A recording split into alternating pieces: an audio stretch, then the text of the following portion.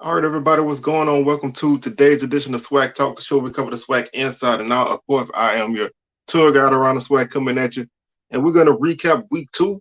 A lot of action went down, some good, some bad, and some ugly. Just like I said last week, making our way through a lot of these non-conference games, a lot of these money games and whatnot. So we're going to talk about all the games. Some we're going to talk about more, some we're going to talk about less, but we're going to talk about all of them. Um, Before we get started, you can check out the socials. Facebook is Swag Talk, Instagram is Swag Talk, Twitter Swag Talk 76. Also, the show is growing. We on the come up. Trying to continue to bring y'all some great content. Um, would love to kind of upgrade my stuff. So if you guys can show a little love and support, you can hit the cash app. Is $ Swag Talk. Anything would be appreciated. If not, just thank you for your support and continue to tune in. We're on the march to 1K. We crossed over 700, so we still got a little bit of ways to go, but we're getting there. So I'd like to thank y'all for subscribing. If you haven't subscribed already, why don't you go ahead and subscribe now, or wait to the end of the video. I got a button at the end that you can hit and subscribe. If you have subscribed, man, why don't you let somebody else know to subscribe? Tell one, tell one, tell one. Also, hit that notification bell to be alerted to any content that I upload. Continue to check me out. I'm going to be doing collabs all over the place. So, you see me here, you see me there. You're going to see me a lot of places. Like the videos, share them, and feel free to comment on this week's action. Also, still slanging them Swag Talk tees. So, if you want to cop one, right now I still got 3 in stock. One extra large and 2 larges still in stock. But excuse me, no, 1 large and 2 extra larges still in stock. So if you want to cop those right now, hit me up on my Instagram most preferably. So man, let's go ahead and get into this, man. Let's start with the Texas Southern North Texas game. TSU came out and they were very competitive in this game. They trailed 10-3 after 1 quarter, and the second quarter is kind of what did them in. They allowed 35 points in the second quarter, a 35-14 margin in the second quarter to make the halftime score 45-17. Then they played to a 14-10 second half. They lost the second half basically 14-10 to drop a 59-27 margin. But it was a pretty good effort for TSU. A lot better effort from the last week, where they had a really poor effort, but they rebounded and they played pretty well in this one. Let's kind of run through the scoring. Ethan Moody got UNT on the scoreboard first with a 43-yard field goal. Ayo Adai had a 59 run for the Mean Green. Rick Garcia got TSU on the board with 2:09 left in the first quarter with a 24-yard field goal.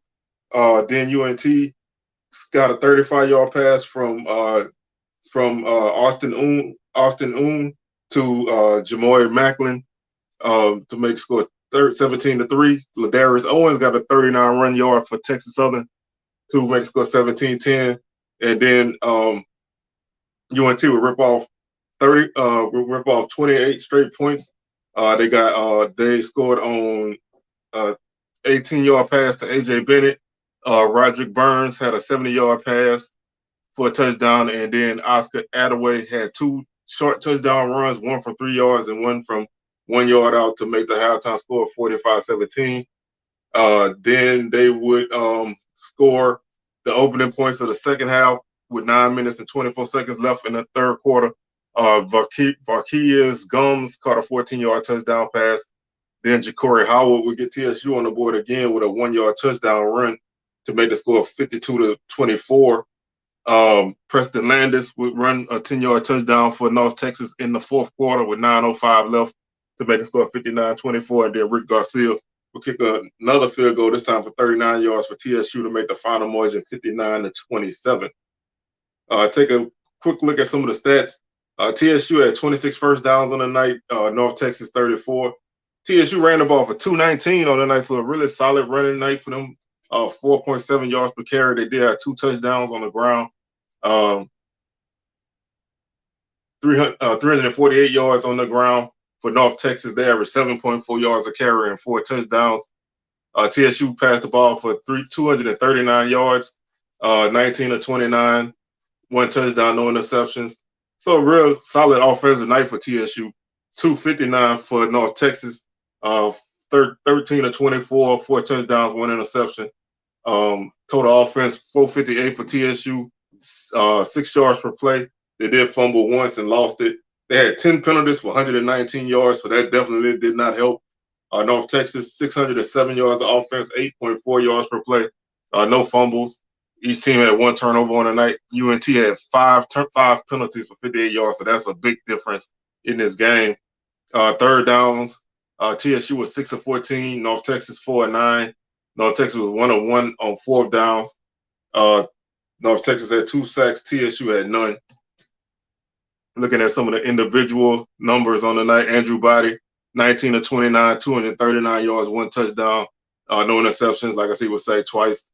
Austin Oom, 11 of 20 for UNT, 218 yards, 4 touchdowns, no interceptions, no sacks. Grant Gunnell, 2 of 4 for 41 yards and an interception.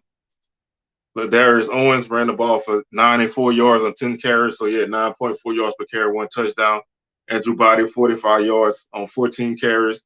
Ja'Cory Howard, 36 yards on 9 carries and a touchdown. Ayo Adai ran the ball for 135 yards for North Texas, one touchdown. He averaged 13.5 yards per carry. Oscar Attaway, 17 carries, 85 yards, 2 touchdowns. Preston Landis, 8 carries for 60 yards. Derek Morton, led TSU with 7 catches for 115 yards. Trenton Leary, 3 catches, 43 yards. AJ Bennett, 3 catches, 40 yards and a touchdown. Macklin led North Texas with 80 yards and a touchdown. Burns, 70 yards and a touchdown. Defensively, DeMontario Anderson led TSU with 6 tackles. Charles George with 5 and Jacob Williams with 5 tackles for loss. Spraggins and Cooper each had 1.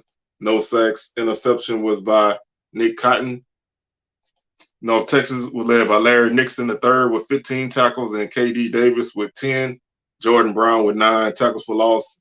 Richards, Leota, Brown, and Smith each had 1 tackle for loss apiece. Sacks went to Richards with 1. Leota and Nixon each had a half a sack apiece. So, a pretty solid effort for TSU. Nice. I mean, obviously, they didn't get the result that they wanted, but a nice bounce back victory for a nice bounce back game for TSU as they were able to kind of keep this game competitive. Like I said, that third quarter kind of did them in. When you give up 35 points in a quarter, it's tough to stay in a game. So they fought valiantly and they played a better offensive game in this game than they did last week. So something to build on as they head into conference play next week against Southern. So pretty decent effort, like I said. The next game we have is Mississippi Valley and Austin Peay. I thought this game would be a lot closer than what it was, but Valley just can't get going offensively. There's some changes need to be made. Also, prayers out to Rondé Luckett, the offensive lineman center for Valley. Man, he had a really bad injury yesterday. Had to be taken out in the ambulance. So, man, prayers out to him. Hopefully, he can have a good recovery and get himself back on track. So, once again, just salute to him and hope everything turns out okay. But the game itself, Austin Peay basically did all their damage in the first half. They won this game 41-0. The halftime score was 41-0. So the second half was a 0-0 stalemate. But Valley just could not get anything going. They gave up. They really had like one solid drive that I saw early.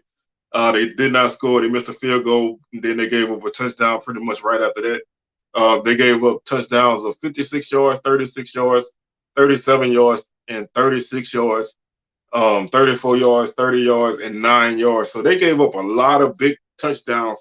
Dre McCray scored 2 touchdowns against them.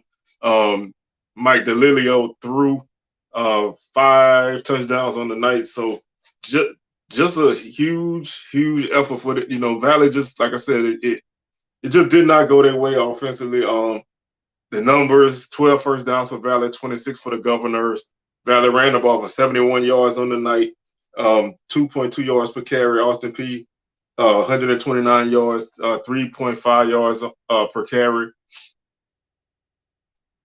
Valley passed the ball for 50 yards on the night, 8 of 31.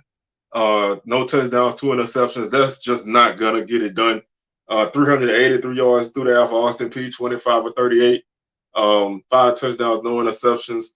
121 yards of total offense for Valley.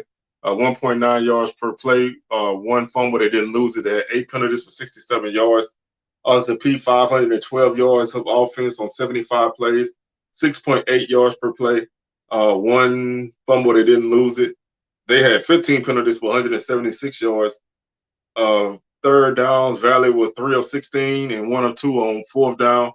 0 for 2 in the red zone. They did have 5 sacks on the night, so they got some pressure on Austin P, but just could not capitalize on that. 7 of 16 for Austin P on third downs, 1 of 2 on fourth downs. They were 3 or 4 in the red zone. They had 1 sack on the night. Individually, Jelani Easton was 5 of 18 for 34 yards and no touchdowns, 2 interceptions. He was sacked once. TJ Goodwin came in and he was 3 of 13 for 16 yards. Quarterback play is definitely gonna have to improve, and now you're down a key guy on your offensive line. You just can't keep thinking that you could come in and line up and run the ball at everybody you play. You do need to be able to consistently and effectively throw the ball. So that's the issue that Valley is definitely gonna have to work out. Austin P was very aggressive early in this game on defense, but they just could never make them pay. Mike DeLilio, 25 of 33 for 383 yards and 5 touchdowns. He was sacked 5 times. Goodwin led Valley with 21 yards on the ground on 3 carries. Thomas, 17 yards. Caleb Johnson was held to 9 yards on the night, so not a good night for him. Offensively, like I said, it just was not a good game for Valley. Javon Jackson led Austin P with 85 yards on the ground. Receiving, D'Angelo Wagner, 2 catches for 24 yards. Cameron Gardner, 2 catches, 16 yards. McCray, 10 catches and 158 yards and 2 touchdowns for Austin P. James Burns, 4 catches, 74 yards and a touchdown. Trey Goodman, 3 catches, 74 yards and a touchdown. Kellen Stewart, 2 catches, 25 yards and a touchdown. Adoro Lee led Valley with 7 tackles. Kenneth Martin also had 7. Moffitt with 6. Malcolm Johnson and Ronnie Thomas each had 5. Christopher Victor each had 5 tackles also. Ronnie Thomas, a huge game for him. 3.5 tackles for loss on the night. 1.5 sack, 1.5 tackle for loss for Jalen Bell. Stephon Smith also had a tackle for loss. Victor and Jennings had a half a tackle for loss apiece. 2.5 sacks for Ronnie Thomas. Like I said, a big night for him. 1.5 sacks for Jalen Bell. So that D-line combo, they did their job. But they just gave up too many big plays on the night and could not make anything happen. Austin P was led by Antoine Williams with 6 tackles. Rudolph and Manning each had 5 tackles apiece. Tackles for loss, Young 1.5, Sutton 1, Ruffin 1. Rogan and Williams and Manning each had a half a tackle for loss apiece. Half a sack went to Sutton and Rogan. Interceptions went to Castleberry and Ruffin. So, like I said, this just, one of those games that just did not go Valley's way in the first half. Second half, it was an even affair, but they just could not make anything happen offensively. And when you can't move the football, against anybody, you're not going to be successful. So you put a lot of strain on your defense when you just cannot move the football. Last week they ran the ball well. This week they could not run the ball well, and they continue to struggle with the passing game. So that's just something that's a recipe for disaster all around. They're going to have to work and get themselves together because they play a Delta State team that's pretty tough next week in their home opener. So we'll see how Valley responds. But offensively, they have to get a quarterback settled. They have to figure out what's going on with the quarterback position and get that right so the running game can flourish again. The next game we want to talk about is South Carolina State taking on Bethune-Cookman. The Bulldogs took a trip to Daytona, and after a weather delay, they took care of business in the second half. Well, first half was a 10-0 game at halftime. Although Bethune-Cookman did get the ball deep in the red zone at the end of the first half, did not score. They won. The Bulldogs won this game 33-9. The issue for Bethune-Cookman was kind of the same as Valley. Man, they just could not get solid quarterback play from anybody. Um, I thought Trey Simmons showed some flashes on a couple drives he had, but they just could not really get anything going. And I mean, but South Carolina State defense was really stout, and that led to a 33-9 victory.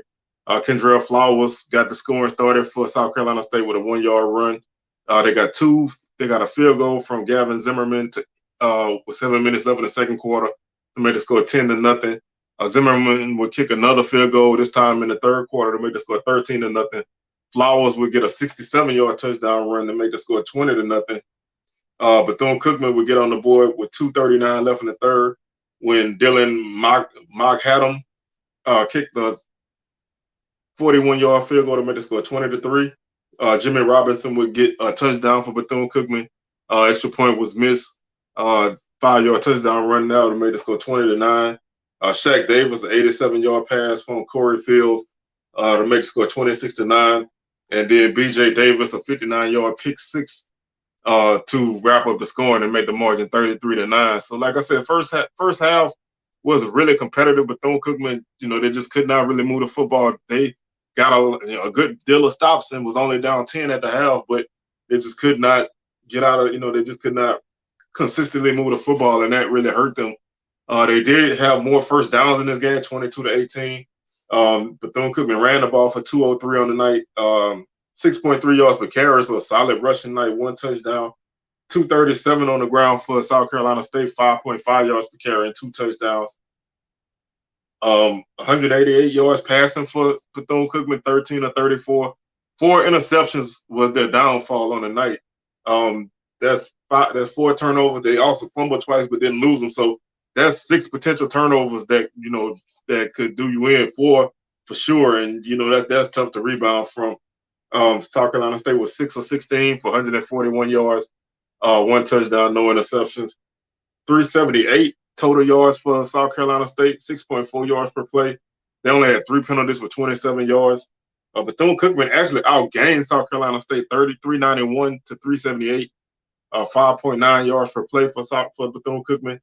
Like I said, they had the 2 fumbles, but they didn't lose either one of them. They were 11 penalties for 80 yards. So pretty even game. It just, like I said, they just could not capitalize on anything, and those 4 interceptions is always going to hurt you. 4 of 11 on third down for South Carolina State, 1 of 3 on fourth downs. Bethune-Cookman 3 of 13 on third down, 2 of 2 on fourth downs, 3 of 3 in the red zone for South Carolina State, 2 of 3 for Bethune-Cookman. And both teams had 3 sacks. Individually, South Carolina State was led by Corey Fields. He was 6 of 16 for 141 yards, 1 touchdown. He was sacked 3 times. Jalen Jones was 8 of 23 for Bethune-Cookman for 127 yards, no touchdowns, 2 interceptions. He was sacked twice.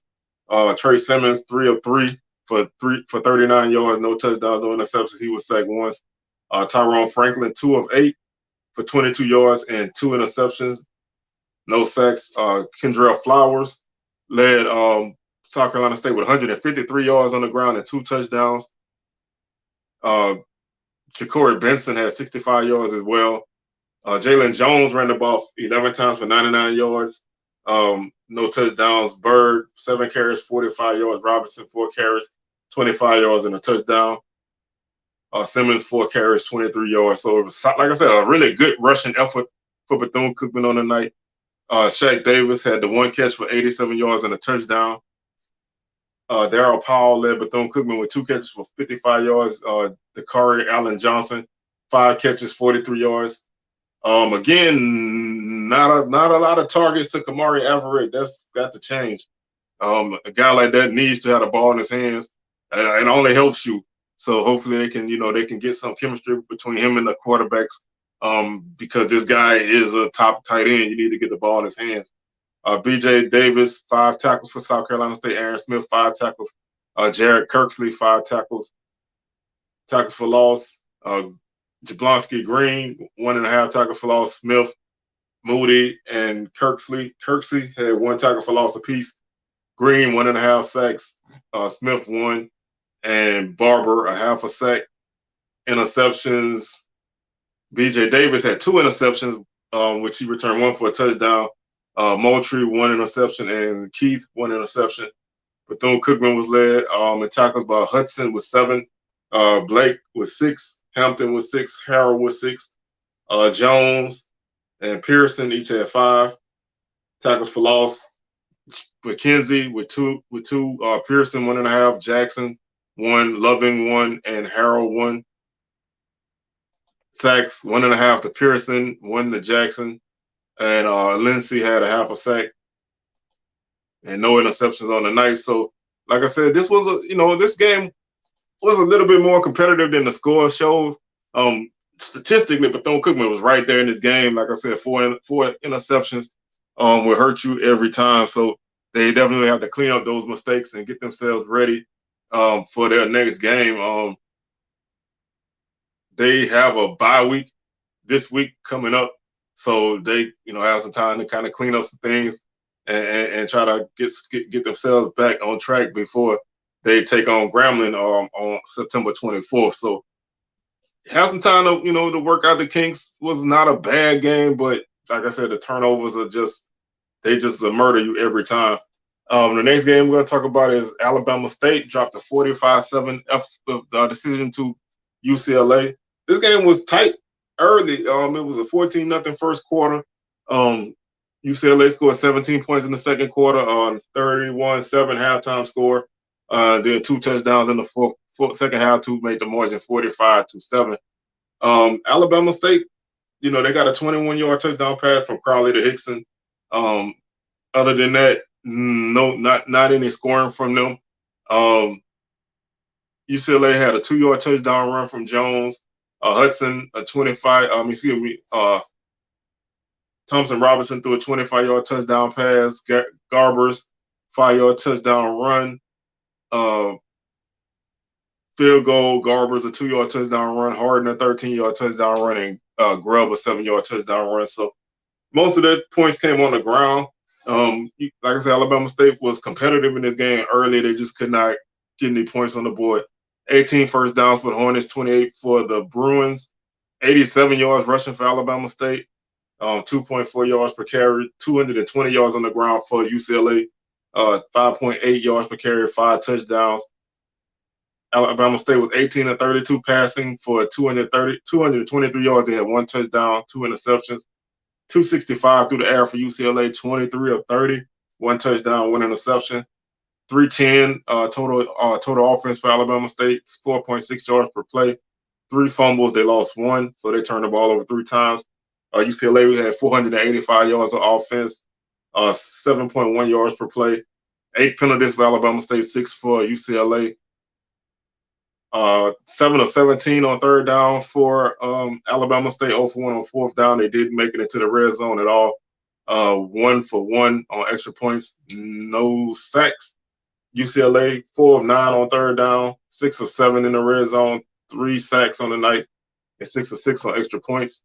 Individually, Alabama State was led by Miles Crowley, so they held out. Demetrius Davis. That's a good thing. Let his shoulder get healed up, and see where you have after that. Miles Crowley, 16 of 27, 177 yards, 1 touchdown, 1 interception, was sacked 3 times. Nyquay Let, 1 of 2, 45 yards, 1 interception. Joe Owens, 1 of 3 for 1 yard. Ethan Garbers, 14 of 18 for UCLA, 164 yards. He had an interception, no touchdowns. Thompson Robinson, 9 of 11, 101 yards, 1 touchdown. Santo Dunn led Alabama State with 5 carries for 28 yards. Merritt, 8 carries, 20 yards. Harden led UCLA with 7 carries for 51 yards and a touchdown. Grubb, 7 carries, 55 yards and a touchdown. Edmonds, 3 catches for 66 yards for the Hornets. Chenault, 3 catches, 45 yards. Hickson, 4 catches, 36 yards and a touchdown. Ryan led UCLA with 3 catches for 58 yards. Bobo, 3 catches, 41 yards. Defensively, Ershaw Davis led Alabama State along with Jeffrey Scott. They each had 8 tackles. apiece. Adams, Maddox, Victor, they each had 4 tackles. Tackles for loss, Maddox 1.5, Adams 1, Jackson 1, Davis a half a tackle for loss, no sacks. Interception was by Maddox. UCLA was led defensively by Murphy with 6 tackles, Woods 5, Churchwell 5. Woods, Murphy, and Churchwell each had a tackle for loss apiece.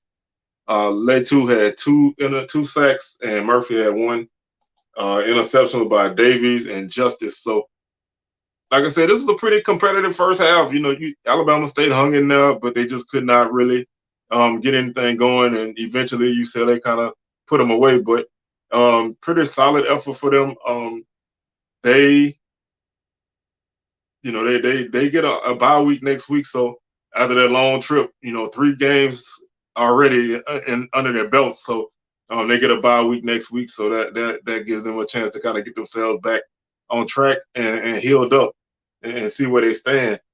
Florida A&M defeated Albany State by a score of 23-13. This game was very close. Albany State's no joke. They're a very physical team. They have a great defense. They have a really solid quarterback. They love to run the football. They are a team that is competitive, and they came in and they led this game 7-0 for a long time. A big second quarter is what gave FAMU the game. The score was 7-0 until about 7 minutes and 10 seconds left in the second quarter, when DeAndre Francis got FAMU on the board with a 1-yard touchdown run. Romo Martinez got a 29-yard field goal for the Rattlers to make the score 10-7. Xavier Smith caught an 8-yard pass from Jeremy Musa to make the score 17-7, and that was your halftime score. And then Romo Martinez would kick 2 more field goals in the third quarter from 24 and 31 yards before Marcus Folks got Albany State on the board with 20 seconds left to make the score 23-13 for the final margin. But this was a game that, FAMU couldn't really put away. I don't know if it's the effects lingering from last week or, this team is just not gelling right, but they're not really looking that great. 15 first down for Albany State, 21 for FAMU, 155 yards on the ground for the Golden Rams, 2 touchdowns, 4.2 yards per carry, 165 yards on the ground for the Rattlers, 4.1 yards per carry, 1 touchdown. Passing, Albany State, 8 of 24. They did have 2 interceptions, 144 yards passing, no touchdowns. 230 yards for FAMU, 16 of 29, 1 touchdown, 1 interception. 299 yards of offense for the Golden Rams, 4.9 yards per play, no fumbles. They had 1 penalty on the night. Actually, this game only had 4 penalties total. I don't know if that's correct on the box score, but if it is, then that was a very, very disciplined football game. Only 4 penalties, 15 yards of penalties combined, if that's accurate. 395 yards for FAMU on the ground, total offense, 5.7 yards per play, no fumbles. Third downs, FAMU was 5 of 13. Albany State 6 of 15, 2 of 3 on fourth down. 1 or 2 on fourth down for Albany State, 1 of 1 on fourth down for FAMU, 2 or 3 in the red zone for Albany State, 5 of 6 in the red zone for FAMU. Albany State 3 sacks, FAMU none. So still not really getting that pressure on the quarterback like necessary. So I think this team still has some things to work out. Albany State, Deontay Bono, 8 of 24, 144 yards, no touchdowns, 2 interceptions. Jeremy Musa, 16 of 29, 230 yards, 1 touchdown, 1 interception. He was sacked 3 times. Cameron Ward, 15 carries for Albany State for 87 yards. Folks, 50 yards on 17 carries and 2 touchdowns. Francis led FAMU with 18 carries for 79 yards and a touchdown. Smith, 6 carries, 49 yards. McLeod, 5 carries, 37 yards. Tyree Taylor and Ralph Lovett each had 41 yards. Lovett had 3 catches. Taylor had 1. Smith, 8 catches, 118 yards for FAMU. And then nobody else really did much after that. Manny Gold had the second most yards at 28 on the night. He had 1 catch. Turner led Albany State along with Pierre. They each had 6 tackles apiece. Rawlings, Williams, and Pugh, they had 5 tackles apiece. Tackles for loss, Pugh 1.5, Pierre, Hill, Glenn, Rawlings, and Barnes. They each had 1 tackle for loss apiece. Sacks went to Pierre with 1, Hill with 1, and Pugh and Morrison each had a half a sack apiece. Interception went to Tavion Mayo. FAMU was led in tackles by Gentle Hunt with 5, Johnny Chaney with 4, Major with 3, Williams with 3, BJ Bowler with 3, Fagan with 3, and Lamb with 3. Tackles for loss: Hunt 1, Morgan 1, Cox 1, Chaney and Fagan each had a half a tackle for loss apiece, and no sacks on the night. Interception went to Williams and Stevens. So, like I said, this was a rough game for FAMU. You know that they could not really put Albany State away. I mean, they were up 23-7 at the end of the game, so they won the game score wise pretty comfortably. But this was a really rough game for them. They get a bye week this week, so on this upcoming week, so you know they can try to get themselves together and see where they stand. You know they need to work out some things. Right now they are 1-2, so not really sitting too comfortably. They do have some things they need to work out and fix, and so hopefully that bye week can do that for them. UAPB jumped all over North American by a score of 76-3. Halftime score was 50 was four, excuse me, halftime score was 52-3. So you know, like I said, this was kind of like Southern last week. You know, this is one of those kind of games. I'm not gonna really dwell too much on it because this was an outmatched opponent, but UAPB did what they needed to do. They came out and they took care of business. I said if they struggled in this game to any degree, it would be a problem. They did what they had to do. It was a name and score kind of game. They ran for 243 on the night. They threw for 299. No turnovers on the night, so that's good. They did have 2 interceptions. They only allowed 175 yards of offense. So and 3 turnovers. So defense was solid. They allowed 2.7 yards per play. You can't ask for much more than that from a team that gave up 42 points last week. So they played the game that they needed to play. 155 yards of penalties is something that needs to be cleaned up, but that happens in games like this. They were 3 of 6 on third downs. Eight red zone chances, 8 red zone scores, 2 sacks. So, you know, like I said, they did what they needed to do. Skylar Perry was 10 of 11 for 212, 2 touchdowns. So a very good night for him. The other quarterbacks were solid. They got they had a really combined effort on the ground. A lot of people got carries. Macon led the team with 50 yards rushing. So, you know, like I said, not a lot to really take away from this game. They did what they needed to do. Get you some confidence on your belt because you have a very tough game coming next week. I don't know why these teams play these very easy games and then turn around and play these money games. Southern did it last week. UAPB doing it this week. You go from North American University to Oklahoma State. That's a huge jump in competition. You know, like I said, I'm not a fan of Power 5 money games. I don't mind G5 money games, but I don't really like going from being a hammer on this week and a nail next week. Having a Southern this week is gonna happen to UAPB next week. So, but it was a good effort by UAPB. Get a victory. You know, right the ship. You know, get yourself on track and get things back to the way they need to go. So I thought it was a very good effort by them. Like I said, you can't really ask for much more than that from this team. So they did what they needed to do. This was a surprising game, especially considering last week's effort. I want to watch this game and see what happened because the first half of this game, Alabama A&M really controlled this first half. The score was 3-0 for almost 30 minutes.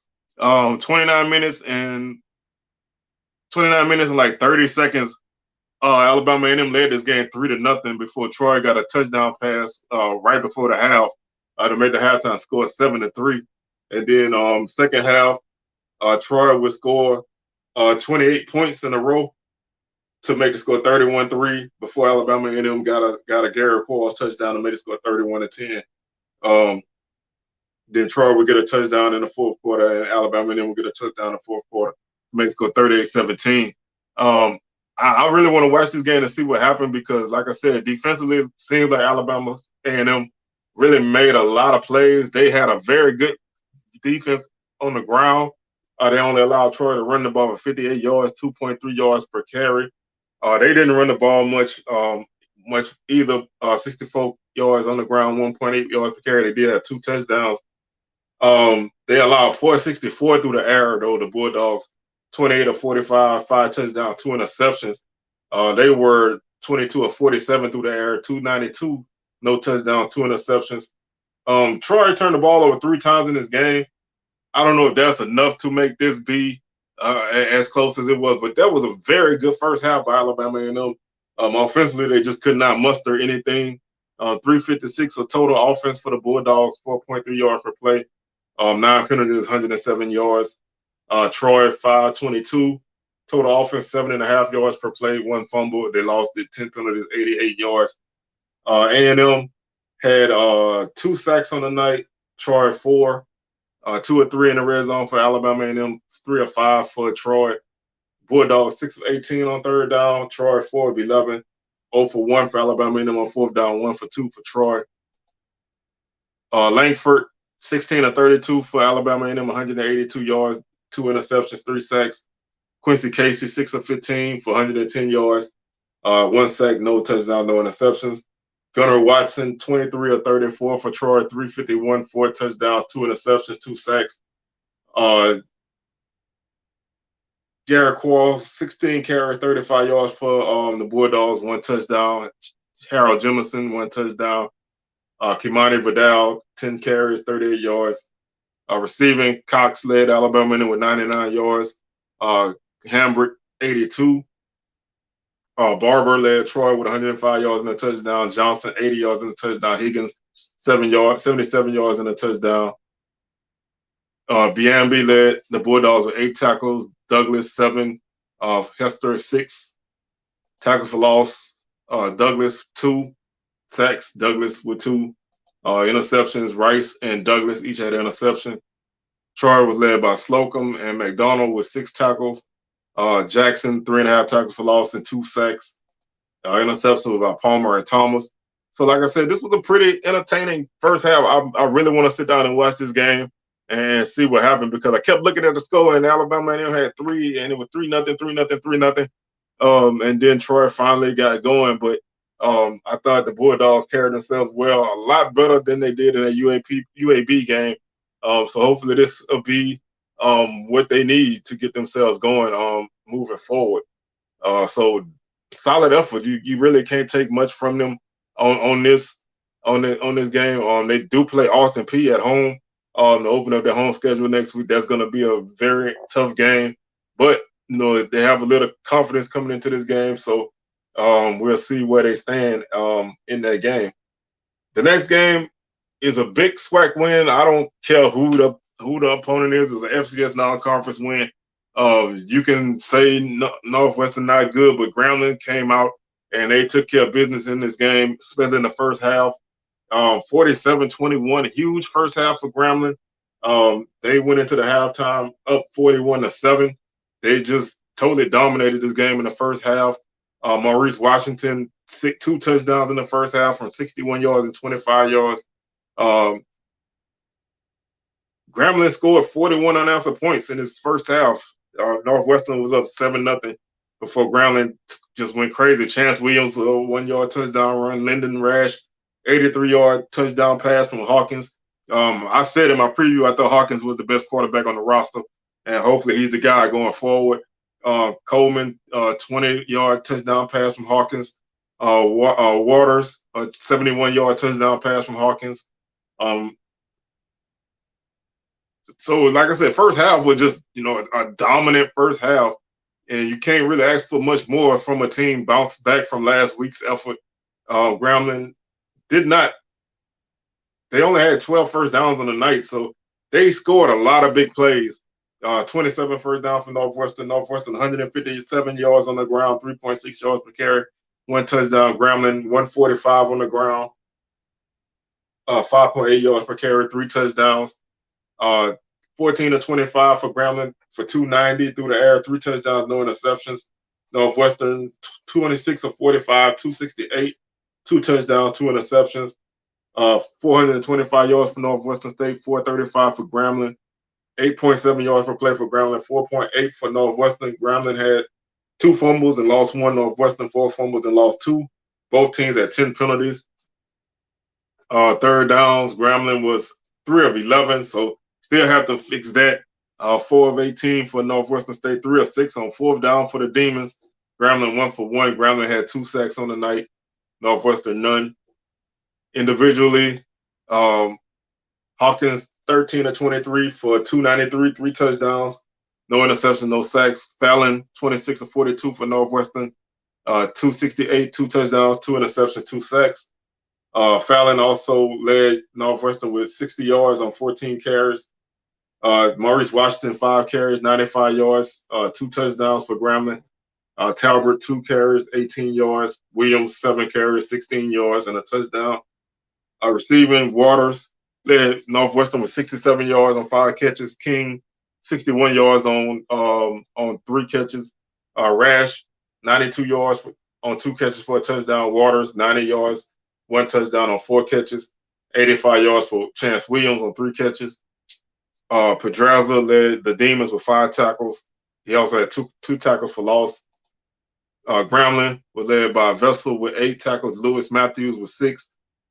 Chris Dagry with 5 tackle for loss. Powell, Carter, Kusar, and Moncrief each had one tackle for loss apiece. Kusar and Powell had a sack. Interceptions went to Vessel and Lee. So, like I said, this was a very solid effort for Grambling. Nice bounce back win. They got a big one next week against JSU. So you needed some kind of confidence to go into that game because you're going to be facing a defense that don't play. That JSU defense is very, very nasty, and Grambling's going to get tested big time in that game. The next game we're going to talk about is Alcorn and Tulane. Tulane basically dominated this game 52-0. 31-0 halftime score, 21 points scored in the second half. Alcorn just really could not get anything going. Couple big plays for Tulane, a 25-yard touchdown pass, a 72-yard touchdown pass, and a few runs, 1 from 3, 1 from 16, 1 from 7, and 1 from 6, and a 26-yard field goal for Tulane. Alcorn, 4 first downs on the night. Offensively, just not there. Tulane, 31 first downs, 60 yards rushing for Alcorn, 1.9 yards per carry, 159 yards on the ground for Tulane, 3.6 yards per carry, 4 touchdowns. 49 yards passing for Alcorn, 5 of 14, 1 interception, no touchdowns. 399 through the air for Tulane, 25 of 31, 3 touchdowns, no interceptions. 109 total yards for the Braves, 2.4 yards per play, 7 penalties, no fumbles. So they only turned the ball over once, and they just could not move the football. 558 yards of offense for Tulane, 7.4 yards per play. They did fumble 4 times and lost 2, so Tulane turned the ball over twice, Alcorn once. 4 penalties for Tulane, 7 for Alcorn. Third downs, Alcorn 3 of 15, 7 of 13 on third down for Tulane, 2 of 2 on 4th down. Alcorn never got into the red zone, no sacks. 2 of 6, 2 sacks for Tulane, 7 of 9 in the red zone. Statistically, individually, not much to see for Alcorn. So not really going to go over a lot for them. Tulane, Pratt 17 of 21, 318, 3 touchdowns, no interceptions. Celestine 11 carries, 43 yards for Tulane. Leatherwood led Alcorn with 8 carries for 30 yards. Markevion Quinn 2 of 4 for Alcorn, 34 yards. Aaron 3 of 10 for 15 yards, 1 interception, 2 sacks. CJ Bolar 1 catch for 19 yards. Compton 1 catch for 15 yards. Shea Wyatt 5 catches, 130 yards for Tulane, 1 touchdown. Jackson 1 touchdown, 61 yards. James 1 touchdown, 51 yards. Ellis led Alcorn with 9 tackles. James with 6. McCullum with 5 tackles for loss. Cherilus 1.5. Bailey 1. James Webb and Ross and Vines each had a half a tackle for loss apiece. No sacks, interceptions, none.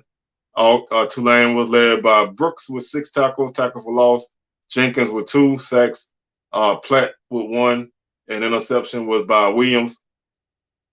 This is, one of those burn the tape type of games, man. Just burn the tape, start over.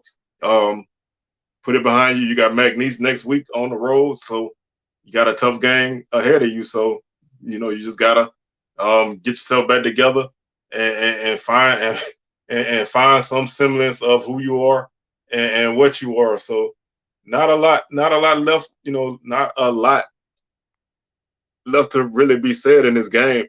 So you move on to the next one. The next game we're going to talk about is Jackson State.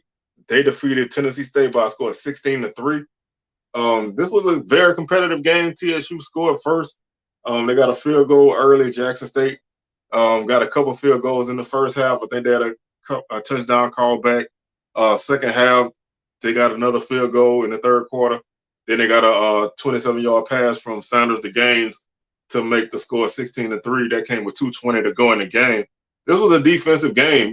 Both teams really got out there defensively. JSU had 24 first downs on the night. Tennessee State 11. Jackson State ran the ball for 142 yards. Tennessee State ran the ball for 2 yards. That JSU defense was no joke, man. They gained 94 yards and lost 92. So JSU's defense was tremendous. 0.1 yard per carry on the night for the Blue Tigers of Tennessee State.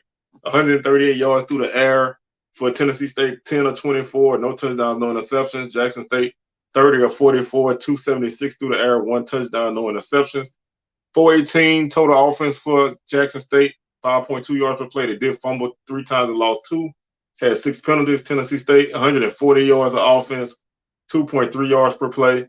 No fumbles. They had 9 penalties for 64 yards.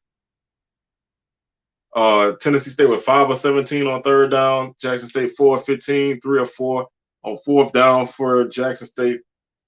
1 of 2 for Tennessee State. JSU 8 sacks. That should they got after the quarterback for Tennessee State. Tennessee State had 1 sack. Like I said, the JSU defense was up to the task, and man, they have only given up 6 points so far this season in 2 games. So you're gonna have your work cut out for you against this team. Shedeur Sanders, 30 of 44, 276, 1 touchdown, 1 sack. Traylon Ellis, 10 of 24, 138 yards, no touchdowns, no interceptions, 8 sacks. Wilkerson, 15 carries for 81 yards for Jackson State, 5.4 yards per carry. Martin had a big fumble heading into the end zone for JSU, so that hurt them. 11 carries, 38 yards. Starling, 18 carries, 70 yards on the night. Like I said, though, they lost Ellis lost 86 yards. He had minus 68 yards of rushing, and that's all due to sacks, basically. So that's why they ended up with 2 total yards of offense. They just could not get anything going. Shane Hooks, 9 catches, 93 yards. Dallas Daniels, 6 catches, 51 yards. Cam Weiss, 2 catches for 52 yards for TSU. Jalen Ross, 1 catch, 33 yards. Silman Craig led JSU with 11 tackles. Hobson, 8 tackles. Gaddy, 6 tackles for loss. Gaddy, 4.5 and 4 sacks. Big game for Niles Gaddy. He really showed out in this game. Justin Reagan, 2.5 tackles for loss. Huggins, 1.5. Silman Craig, 1.5. Mercier, 1. Davis, 1. Reynolds, 1. Williams, 1. Hobson and Bolden each had a half a tackle for loss apiece. Sacks. Gaddy, 4. Huggins, 1.5. Mercier, 1. Williams, 1. Reagan, half a sack. No interception. So, like I said, this defense was dominant. That's the word. Big game for Niles Gaddy. Spreewell, 9 tackles for Tennessee State. Pope, 9 tackles. Bryant, 9 tackles. 2 tackles for Adewole. 2 tackles for loss for him. Patterson, 2 tackles for loss. And Patterson had an interception. Had a sack. No interceptions on the night for either team. So JSU defense was up to the task. The offense really was not on par with the previous week. but they got the job done, and they were able to basically shut Tennessee State out, basically, other than the early field goal. The next game we have is Southern and LSU. LSU took advantage of a huge first quarter. Southern, I think, turned the ball over 3 times in the first half and first quarter. A fumble on the opening kickoff, another fumble on a bad handoff exchange, and a pick six. So that led directly to 21 points. They had a block punt for a safety, so that's another 2 points. And then, LSU scored a couple other touchdowns on some drives. Um, so, like I said, just, really first half just did Southern in. Second quarter on, I thought Southern played a little bit better. They didn't turn the ball away anymore after that. They got their first touchdown on a Benny McCray, 94-yard pick six in the third quarter, made the score 58-7. And then in the fourth quarter, Southern was able to put together a drive and get a 1-yard touchdown run for Carl Ligon, and then they closed out the game with a 29-yard field goal from Luke Jackson. Southern did miss 2 field goals early in the second quarter. They had interception that they got from LSU and put together a decent little drive, but could not capitalize on that field goal. Then they had another solid drive and came up short. So they had the opportunities to score. They just, LSU just snowed them under in the first quarter. 37 points in the first quarter would snow you under. Like I said last week, Southern was the hammer. This week they were the nail.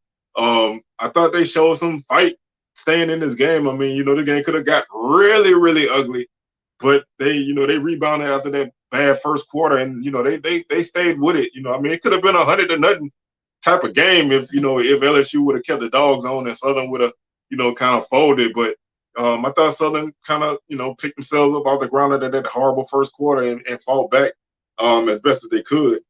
15 first down for Southern, 23 for LSU. 201 on the ground for Southern, so a really good night running for Southern on the ground.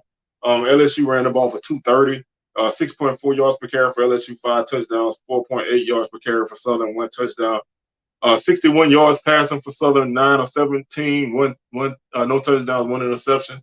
LSU 23 of 34, 3 touchdowns, 2 interceptions on the night, 320 yards of offense. Southern 262 on offense. They averaged 4.4 yards per play. They fumbled the ball 4 times and lost all 4. So Southern turned the ball over 5 times. That's a killer. Five turnovers and a block punt. That's gonna kill anybody. Let alone against a team like LSU. 550 yards for LSU, 7.9 yards per play. 2 penalties for Southern, 6 for LSU. Third down, Southern was 2 of 10. LSU was 7 of 12. Neither team converted a fourth down. Southern didn't attempt one. Southern was 2 of 3 in the red zone. 7 of 8 in the red zone for LSU. Southern had 2 sacks on the night. LSU with 3. Individually, Bashawn McCray 9 of 16 for 61 yards, 1 interception, 3 sacks.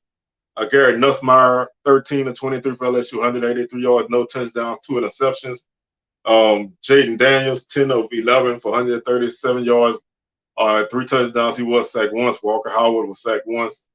Gerard Sims led Southern with 15 carries for 79 yards. McCray 12 carries, 47 yards. Ligon 7 carries, 45 yards. Armani Goodwin led LSU with 12 carries for 85 yards and 2 touchdowns. Noah Kane, 10 carries, 51 yards, and a touchdown. Malik Neighbors, 3 catches, 81 yards for LSU and a touchdown. Brian Thomas, 2 catches, 55 yards, and a touchdown. Cornelius Dyson, 1 catch for 29 yards for Southern. Isaiah Taylor, 1 catch for 17 yards. Tackles, Jones led Southern with 8 tackles. Campbell with 6. McCray, 6. Harris, 5. Tackles for loss. Donald 2, Lewis 1. Lewis also had a sack. Donald had a sack. Givens 1 tackle for loss. Campbell 1 tackle for loss. Lang 1 tackle for loss. Interceptions went to McCray and Harris. LSU was led in tackles by Perkins with 7, Little with 6, Weeks with 6, Jones with 6. Tackle for loss. Allen with 1. Jones, Wingo, Weeks, and Roy each had a half a tackle for loss apiece, and 4 guys combined for a half a sack apiece for LSU. Interception went to Baskerville for a pick 6. So, like I said, first quarter just did Southern in. That was the game. Um, Southern shot themselves in the foot a lot, but in a game like this, you cannot do that. Um, so there's some good to take away from this game and some bad. So there's a lot to clean up. But like I said, this game could have been a whole lot worse.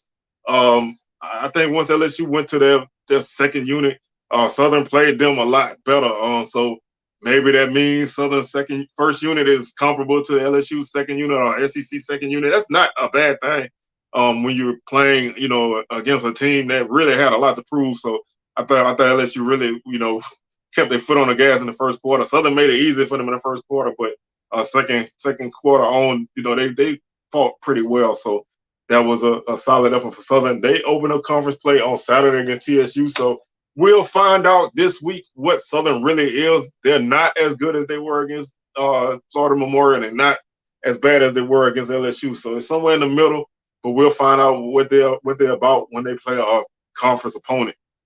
And this will be their first FCS game of the year as well. So we'll find out really what they are.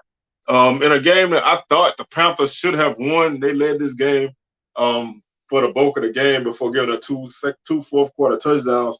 Abilene Christian beat Prairie View 21-13. Like I said, Prairie View led this game 10-7 at the half.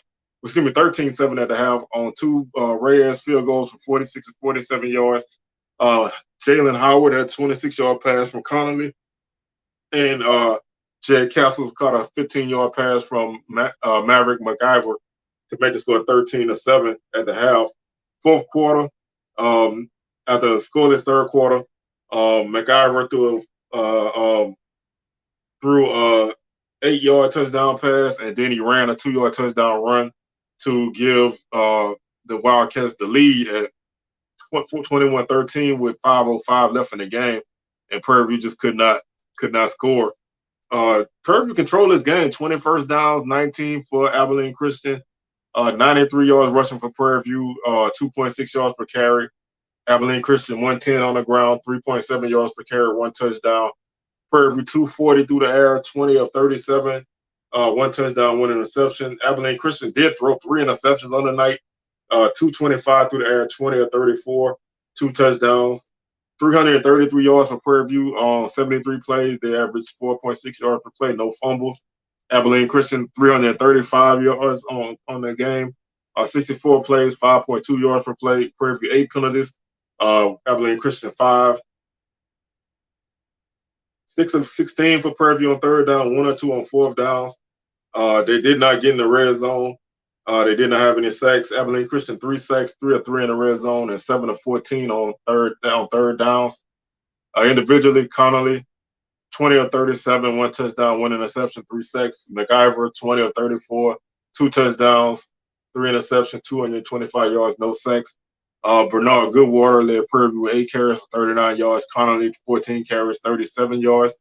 Antoine 10 carries, 25 yards. Dobbins led the Wildcats with 15 carries for 61 yards. Receiving, Howard 4 catches for 75 yards for Prairie View. Johnson 5 catches, 61 yards. Go Lightly led Abilene Christian with 63 yards on 3 catches. Catalan 4 catches, 43 yards. Tackles for Prairie View, Brown with 9, Johnson with 7, Presley with 6, Evans with 5, Scott with 5, and Carter with 5. 2.5 tackles for loss for Johnson, 2.5 for Scott, 1 for Ray, 1 for Evans, and 2 guys with a half a tackle for loss apiece. No sacks and 2 interceptions for Gerald Smith, and Warren Schenkel had 1 interception for the Panthers. Abilene Christian was led by Bradley with 10 tackles, Dubar with 8, Paulk with 7, Bradley 2 tackles for loss, Morgan 3. Sacks went to Morgan, Young, and Schultz. Sound like a law firm. Interception was by Dubar. So, like I said, Prairie View should have won this game. This was a game they had in their grasp. Up 13-7 going into the fourth quarter, could not score. Allowed 2 fourth quarter touchdowns in the game, got away from them. But this was I thought they played, fairly well. Like I said, the running game was not there this week, but the passing game was. So they can put these two things together. They'll find themselves in a better place. Like a lot of games this past week. We had 12 games this week, so no conference games. So that's why the show was really long.